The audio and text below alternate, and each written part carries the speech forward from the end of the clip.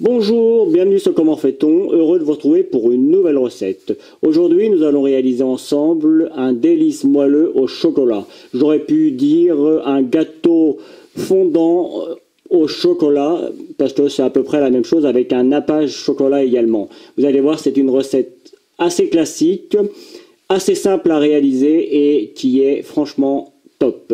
Vous avez les ingrédients qui sont directement sur la vidéo, donc place à la recette.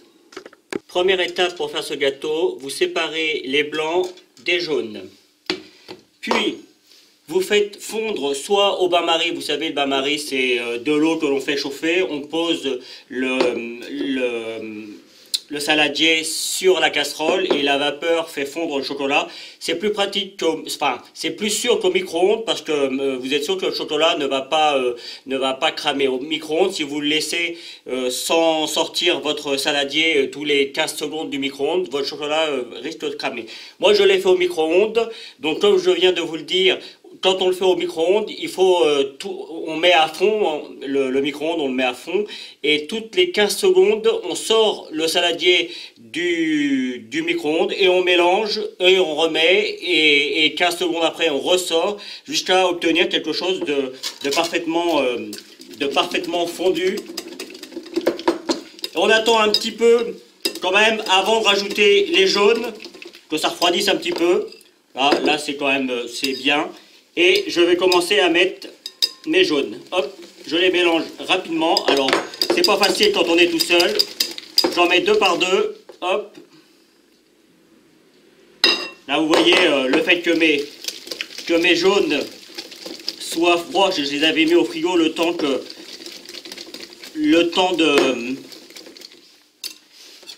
de préparer tout. Ça a durci un petit peu le chocolat, mais vous allez voir, c'est pas un problème. Hop, il vaut mieux faire comme ça, au moins on est sûr que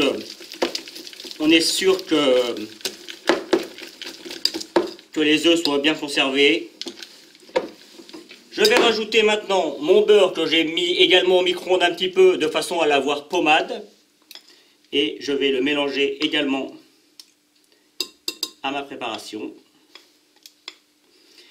Vous allez voir, au début on a quelque chose d'un petit peu sec, mais quand on va rajouter les blancs, tout va devenir plus mou. Alors je commence avec un fouet et puis quand je vais voir que si ça devient un petit peu plus ferme, je vais prendre une cuillère en bois. Vous voyez déjà le fait de mettre le beurre, ça va bien nous aider. Et l'endroit où je travaille il fait plutôt frais. Donc du coup on mélange bien, hein. C'est bien important.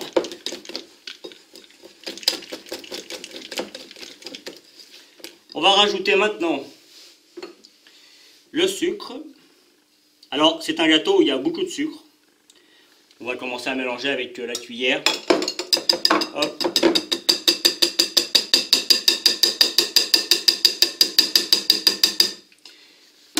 Et encore, à propos du sucre, moi j'ai baissé la quantité. Je considérais qu'il y avait un petit peu trop de sucre. Alors faites-le une première fois et si vous considérez qu'il y a encore trop de sucre, eh bien diminuez encore la dose tout simplement. Là, on vient bien mélanger pour bien casser le sucre. Voilà. On va rajouter maintenant la poudre d'amande. Hop. Et là on y va doucement pour pas en mettre partout.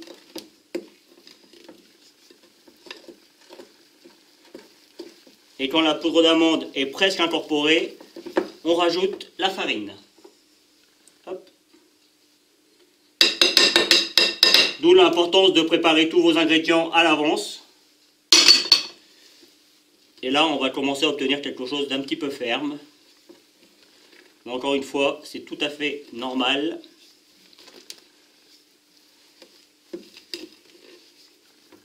Et là, on mélange jusqu'à ce que et la poudre d'amande et la farine soient parfaitement mélangées. Une fois que tout est bien mélangé, on le met de côté quelques instants le temps de monter les blancs. Alors, moi personnellement, je rajoute pas de sel dans mes blancs.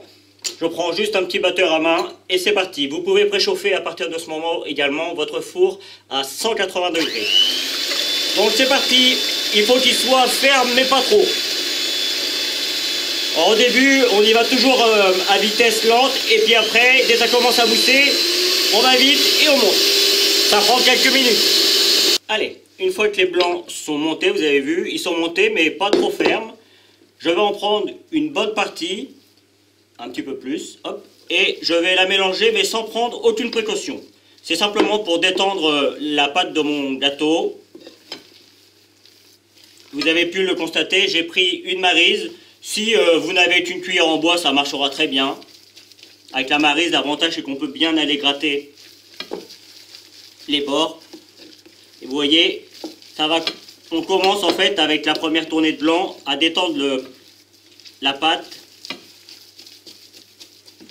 Et par contre après, il va falloir faire très attention. Voilà.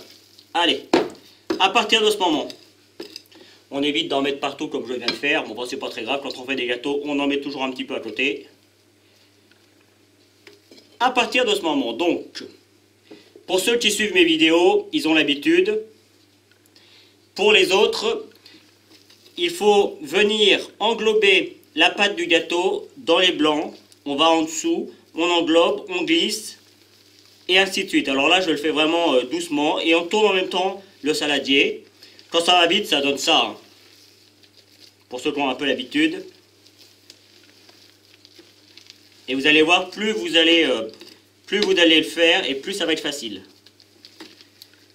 La pâte va devenir de plus en plus molle, et donc du coup, ça va s'intégrer de plus en plus facilement. Vous voyez, on descend, on monte, on glisse. On descend, on monte, on glisse. Et ça, on y va tranquillement. C'est vraiment l'étape qui fait le gâteau, hein, l'injonction des blancs.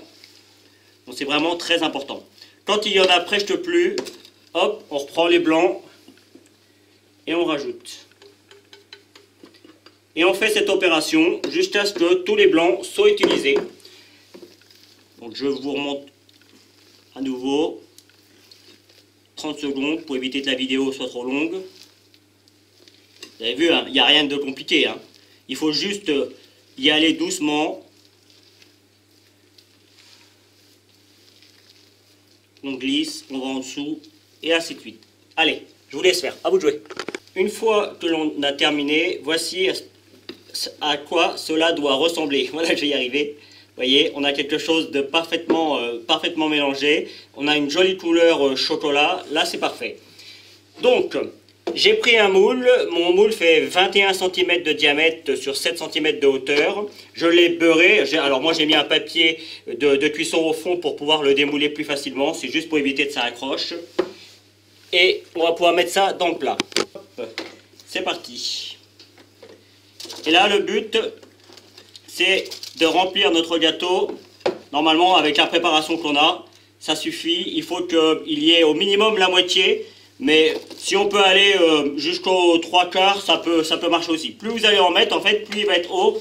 Mais le but, c'est de ne pas dépasser le moule, parce que sinon, il risque de gonfler trop haut. Et après, ça risque de déborder sur les moules. Et ce ne sera pas joli pour quand on va le glacer.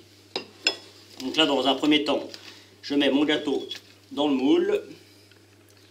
Hop, voilà. Et dans un deuxième temps, je vais venir l'aplatir. Voilà. Là, on est à peu près à la moitié, vous voyez. Là, c'est bien. On n'aura pas un gâteau trop haut, mais il va lever, hein, ne vous inquiétez pas. Alors, le temps que je fais ça, pour la cuisson, il faut compter environ 35 minutes à 180 degrés. Hein. Votre four, il doit être bien chaud quand vous mettez votre gâteau. Donc, 35 minutes, je le disais, à 180 degrés. Et pour savoir si c'est cuit, pour savoir si vous devez laisser encore un petit peu de temps, eh bien vous savez, vous avez la technique du couteau. Si vous ressortez le couteau avec, vous voyez, vous faites comme ça, paf, vous avez de la pâte sur votre couteau, c'est que c'est pas cuit. Il faut que le couteau soit parfaitement lisse. Il ne faut plus qu'il y ait de pâte qui colle sur le couteau. Si jamais ça prend trop de couleur, ce n'est pas forcément évident de voir quand on fait du chocolat, mais si jamais ça prend trop de couleur, n'hésitez pas à mettre un papier cuisson ou un papier aluminium sur le dessus, mais normalement, ça le fait. Hop. Mon moule il se défait, faire attention. C'est le désavantage de ces moules-là. Voilà, ça va se lisser quand on va mettre ça au four. Voilà, on n'en perd pas, ce serait dommage. Hop. C'est pour, allez, on va dire que c'est pour 6 personnes qui mangent bien, mais moi j'aurais tendance à dire que ces dimensions-là, c'est pour 8 personnes. Disons que je vais mettre que c'est pour 6-8 personnes. Voilà, comme ça, je m'embêterai pas. Je prends pas trop de risques. J'aime bien le lisser avant de le mettre. Même si je sais que ça va se lisser au four, j'aime bien faire ça. Voilà, donc c'est parti pour la cuisson. Une fois que ce sera cuit, on va le laisser refroidir et on s'occupera du glaçage. Voici le gâteau à la sortie du four. Alors, à la sortie du four, je l'ai laissé refroidir. Alors, comme je vous l'avais dit, il a grimpé. Et puis, à la sortie du four, ça a toujours tendance à se rabattre un petit peu, à retomber. Mais c'est tout à fait normal pour ce genre de gâteau. C'est toujours comme ça. Du coup, on aura une pâte qui sera un petit peu plus épaisse. Mais c'est ce qui fait tout le charme de ce gâteau. Et c'est ce qui lui donne aussi tout ce moelleux. Donc voilà, ça c'est pour le gâteau. Alors comme vous pouvez le voir, je l'ai mis sur un socle où il y a des petits trous. Comme on va maintenant faire le glaçage, ça va permettre au chocolat, ça va me permettre de récupérer une partie du chocolat et de le manger après comme ça. Pour faire le glaçage, rien de compliqué, je vais faire fondre au micro-ondes le chocolat et le beurre. Alors je ferai bien la différence dans les ingrédients que je vais vous donner entre le glaçage et le gâteau. Je ferai les deux recettes de façon à ne pas se tromper avec le beurre, le chocolat, tout ça. Donc je fais fondre ça. Alors là, comme il y a du beurre, du coup, on peut être un petit peu moins vigilant au micro-ondes parce que le beurre, ça va fondre, ça va être plus liquide, donc le chocolat va cuire. Il y a moins de risque que le chocolat ne crame. Littéralement, au micro-ondes, le chocolat crame quand on le laisse sans mélanger. Ça m'est déjà arrivé de le laisser et je peux vous garantir que c'est pas beau à voir. Donc voilà, et puis après il ne nous restera plus qu'à rajouter le sucre glace et le glaçage sera prêt. Allez, c'est parti pour la fonte du chocolat et du beurre. Voilà, le chocolat est bien fondu avec le beurre. Il ne nous reste plus qu'à rajouter le sucre glace. Alors ça va être assez épais, mais là encore c'est tout à fait normal. Puisque on va venir badigeonner après cette préparation. Alors vous voyez, moi c'est quand même assez épais. Je vais peut-être le remettre un petit peu au micro-ondes après, histoire que ça reprenne un petit peu. Je vous l'ai dit, où je fais la pâtisserie, il fait assez froid, donc du coup à chaque fois j'ai le même problème, ça a tendance à prendre. Mais c'est tout à fait normal d'obtenir quelque chose d'assez ferme comme ça. D'ailleurs je vais finir avec ma spatule. Je vais le repasser un petit peu au micro-ondes. Hop. Je vais finir de le mélanger.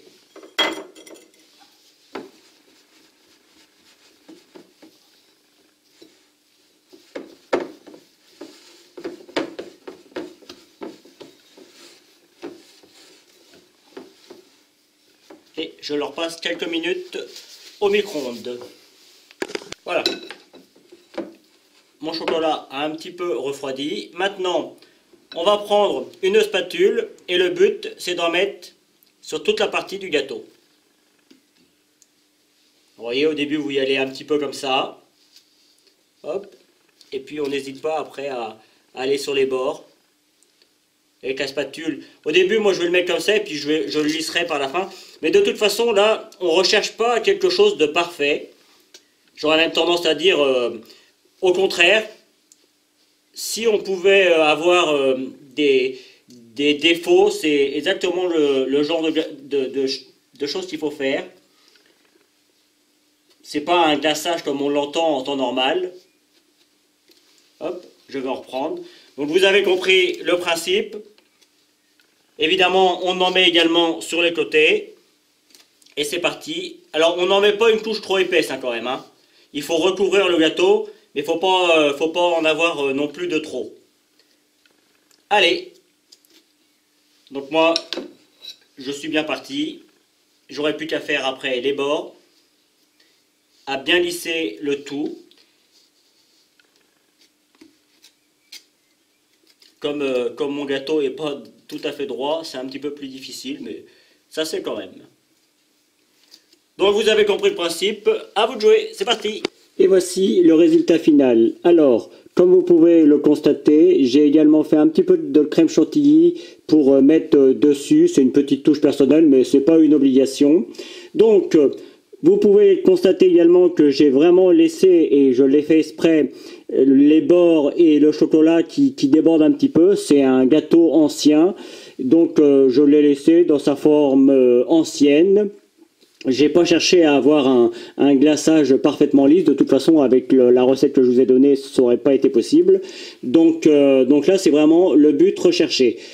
Je vais le mettre un petit peu au frigo et vous allez voir le glaçage dessus. Enfin, vous verrez, le glaçage dessus va reprendre un petit peu et je peux vous garantir que vous aurez un petit côté croquant sur le croquant et fondant sur le dessus et très fondant et moelleux à l'intérieur. D'ailleurs, on peut le voir.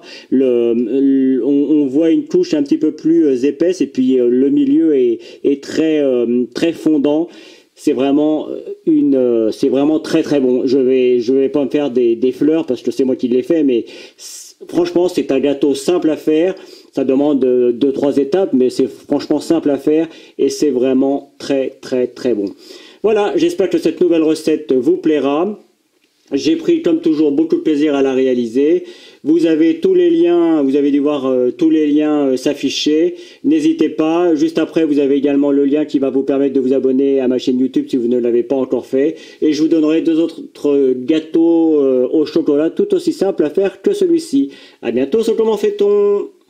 Vous pouvez maintenant vous abonner à ma chaîne YouTube en cliquant ici. N'oubliez pas la petite cloche pour les notifications pour recevoir toutes mes vidéos. Vous pouvez aller sur mon site www.commentfaiton.com où vous retrouverez l'ensemble de mes recettes. C'est ici et je vous donne 2 autres recettes, soit qui correspondent à la recette que je viens de vous donner, soit qui est utile pour la recette que je viens de vous donner. À bientôt sur Comment